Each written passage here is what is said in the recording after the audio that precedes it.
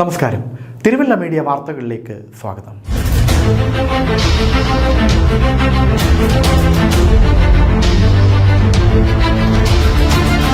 Thiruvalla ജലശുദ്ധീകരണശാലയുടെ clear water pump ഹൗസിൽ തീപിടുത്തം.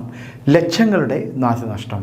December 7-ാം തീയതി വരെ ജലവിതരണം പൂർണ്ണമായും മുടങ്ങും. തിങ്കളാഴ്ച രാവിലെ 6 മണിയോടെയായിരുന്നു സംഭവം. പ്ലാന്റിനോട് ചേർന്നുള്ള ട്രാൻസ്ഫോർമറിൽ നിന്നും പഴയ കുട്ടനാട് പമ്പ് ഹൗസിലെ ബ്ലോക്കിലേക്കുള്ള കേബിൾ കത്തുകയായിരുന്നു. ഈ പ്ലാന്റിൽ 60 HP-യുടെ 6 പമ്പുകളാണ് പ്രവർത്തിക്കുന്നത്. ജീവനക്കാരുടെ സംയോജിതമായ ഇടപെടൽ മൂലം പമ്പുകളിലേക്ക് തീ പടരാതെ വൻ അപകടം ഒഴിവായി.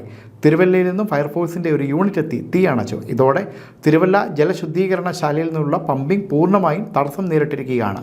ഇതുമൂലം തിരുവല്ല മുനിസിപ്പാലിറ്റിയുടെ മുഴുവൻ പ്രദേശങ്ങളിലും കവിയൂർ, കുന്നന്താനം ഗ്രാമപഞ്ചായത്തുകളിലെ വിവിധ പ്രദേശങ്ങളിലും, പെരിങ്ങര പഞ്ചായത്തിലെ ഇടിഞ്ഞില്ലം, പെരുന്തുരുത്തി, വേങ്ങൽ, നെടുമ്പ്രം പഞ്ചായത്തിലെ കല്ലിങ്കൽ, ചങ്ങനാശ്ശേരി മുനിസിപ്പാലിറ്റി, പായിപ്പാട്, തൃക്കൊടിത്താനം, കുറിച്ചി, വാഴപ്പള്ളി, വെളിയനാട്, എടത്വ, തലവടി എന്നീ പഞ്ചായത്തുകളിലേക്കുമുള്ള ജലവിതരണം 7-ാം തീയതി വരെ മുടങ്ങുന്നതായിരിക്കുമെന്ന് അസിസ്റ്റന്റ് എക്സിക്യൂട്ടീവ് എഞ്ചിനീയർ അറിയിച്ചു.